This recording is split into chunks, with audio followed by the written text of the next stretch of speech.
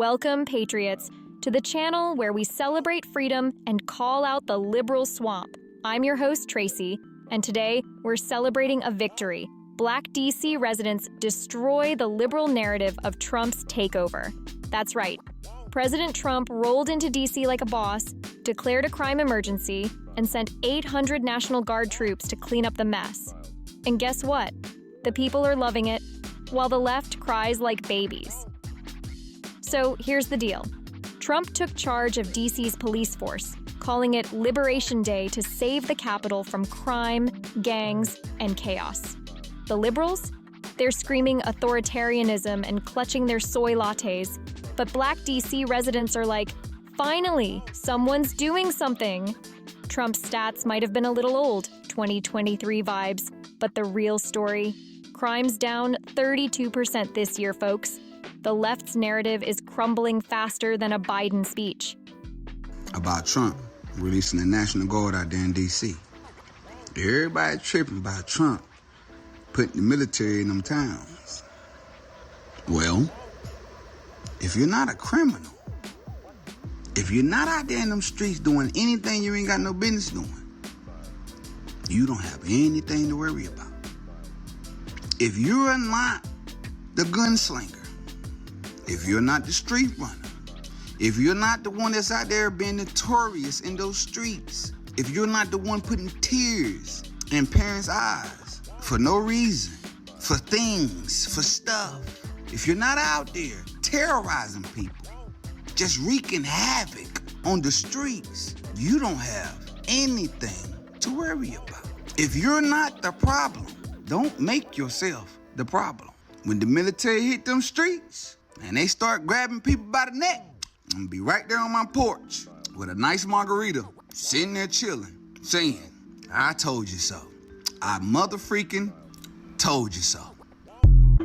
Well, what about that idea? What about the idea that this is, even if one supports this effort, it's a Band-Aid, right? It's not like hiring 500 additional cops in D.C. And I think they do have a staffing shortage in the D.C. Police Department. They need to fix that. I don't know what's authoritarian about putting some extra eyes and ears on the street, getting criminals off the street to keep people from being murdered and carjacked. Nobody in their right mind believes Washington, D.C. is safe. And to say the president's trying to help us keep people from getting murdered and carjacked and we have to stop this authoritarian push, it's just sort of ridiculous rhetoric. These Democrats don't know what to do with themselves. Every time Donald Trump tries to do something, they reflexively feel the need to oppose it without thinking through the political implications for themselves. You think Democrats are taking the bait? Well, I think they're acting like idiots here. The city is crime-ridden. I saw a guy get murdered in Union Station in February at 4 in the afternoon. I saw the body hit the floor at the bottom of the escalator on the second floor. And so everybody who visits there, everybody who lives there knows it's a serious problem. You have extra eyes and ears. They've arrested criminals. They're getting illegal guns off the street. People feel safer. Tourists feel safer. What is the problem? See, the left says Trump's targeting black leaders like Mayor Bowser because of some racist agenda. Hogwash. Bowser's just mad she lost control of a city that's been a crime zone under her watch. Some DC folks are even snapping selfies with the troops. Talk about a patriotic glow-up. And that Subway sandwich incident? A guy chucked a sub at a Fed agent and got arrested. Proof the left's resistance is as weak as their arguments. Now, let's talk facts, not feelings. Trump's move isn't about race. It's about law and order. The liberals claim it's a fascist playbook, but DC residents are saying, where's my guard escort to the store? Crime's down, homeless camps are getting cleared, and Trump's distracting from Epstein? Please, the left's just mad he's winning. This is a red, white, and real rescue mission. Who needs to hear this? But imagine you open your door and you see crime all over the place, and you're in the power to do something about it. You expect for the president of the United States to be sitting in the White House, have crime breaking out all around him, having an intern trying to come to work for him who got attacked, and him not do nothing about it. He has the power to do something about it. These people out here are armed. They don't care. They can't aim. That's why he had to bring in the Marines or bring in whoever the military. These people have no respect it wasn't raised right. What are you supposed to do, sit back and not do nothing? A person was attacked trying to get to the White House. That's all he doing. You got to clean up his house before you go clean up somebody else's. He trying to clean up D.C. because that's where the White House is located. The first president in history is trying to clean up D.C. God bless America till it's backwards. Good job, President Trump. Clean up your town. Have a good one. Seriously, the liberals claimed Trump's move would alienate the community, but some folks are like, yo, Mr. President, can the guard help us move the couch for the cookout? Trump's out there tweeting about law and order at midnight, and the response? Keep it coming, boss. We've got ribs to protect. Meanwhile, the left's still stuck on that Subway sandwich arrest like it's the crime of the century. Newsflash. We're too busy living free to care about your subpar drama. Are you from the area of D.C. or are you a tourist? Born and raised. So you're born and raised in D.C. Are you here are you working in the area or just tourist right now? Not far from here. Where do you, if you don't have to tell me, but where do you work? I work at a law firm So you're an attorney? No, but I assist. Oh, cool. So what are your thoughts? Today we're talking about D.C. crime rates. Is it safe to live in D.C.? Do you agree with President Trump federalizing for 30 days to sort of stamp down on crime? What are your thoughts? I agree with it. I was born and raised in the district, and I've never seen the things that I see today with children as young as 3 years old being shot. I mean, where does that happen? I think it's a bad idea to fear what this president is doing. I mean, he actually lives in the city now. I mean, come on. He would be foolish, I think, to ignore things like that. A child, 3 years old, being shot, or people being shot on the bus. I mean, that happened in upper Northwest Washington, D.C. So, I mean, yeah, I think I agree. People in upper Northwest and like the areas, because it's hard finding actual D.C. residents here in this area. It's mostly like bureaucrats and whatnot. It's not the real D.C. people. Yeah. Do they generally support this? Do they feel like they want crime to be under control, or are they against it? I do. I believe that most people that live here, that work hard every day and have families, they want the crime rate to be brought under control. They want the situation of, like I said, children being shot, seniors being assaulted.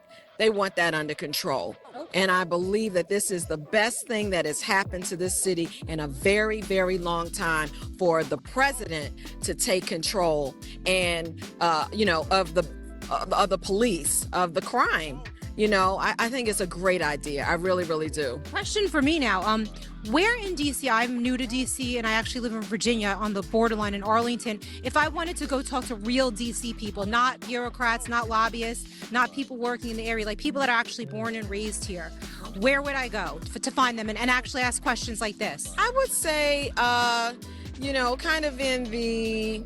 probably just northwest and southeast, from like the higher rate of socioeconomic areas, and then maybe where people were struggling. Right. I think really actually where people are struggling. If you could give me how about like a shopping area that I could look up, where I could go, there's people walking around that I could walk up to on the street, maybe like a city center area where there's like people just walking that I could talk to? Say Pennsylvania Avenue, southeast. What would the cross street be? That would be it would be more like Potomac Avenue neighborhood, the Potomac Avenue neighborhood.